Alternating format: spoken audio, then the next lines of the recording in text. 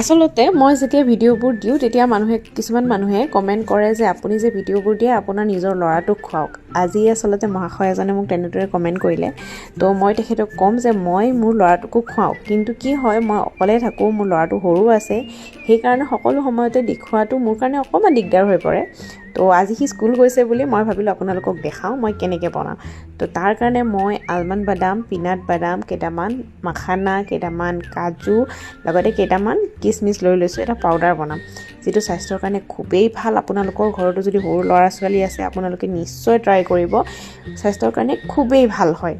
তাৰপিছত মই কেৰাহীটোত অকণমান ঘি দি প্ৰথমতে পিনাট বাদামকেইটা ভাজি লৈছোঁ, তাৰপিছত মই আলমণ্ড বাদামকেইটা ভাজি লৈছোঁ। আচলতে বেলেগ বেলেগকৈ ভাজিছোঁ এটা কাৰণতে যাতে মোৰ গুড়িটো মিহি হয়। তাৰপিছত মই কাজুখিনি ভাজিলোঁ, তাৰপিছত মই মাখানা ভাজিছোঁ। আচলতে কি হয় যদি ভালদৰে গুড়ি নহয় লাগি ধৰে মুখত সিহঁতৰ, তো খাবলৈ মন নকৰে, গোটা গোটা থাকেতো। তাৰপিছত মই কিচমিচখিনি ভাজি লৈছোঁ। তাৰপিছত মই গুড়া কৰোঁতেও কিন্তু মই বেলেগ বেলেগকৈ গুড়া কৰিছোঁ।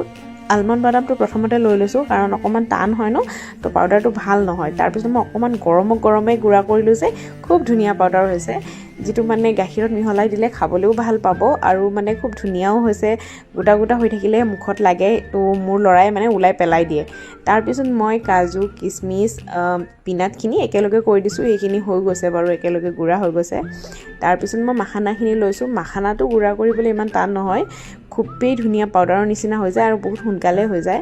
তো তাৰপিছত মই গুড়া কৰি গোটেইখিনি পাউডাৰ মই খুব ধুনীয়াকৈ মিহলাই দিছোঁ। মিক্স কৰি দিছোঁ যেতিয়া কিচমিচৰ মিঠাটোও আহিব, তো গাখীৰত মিহলাই দিলে খাবলৈও খুবেই টেষ্টি হয়।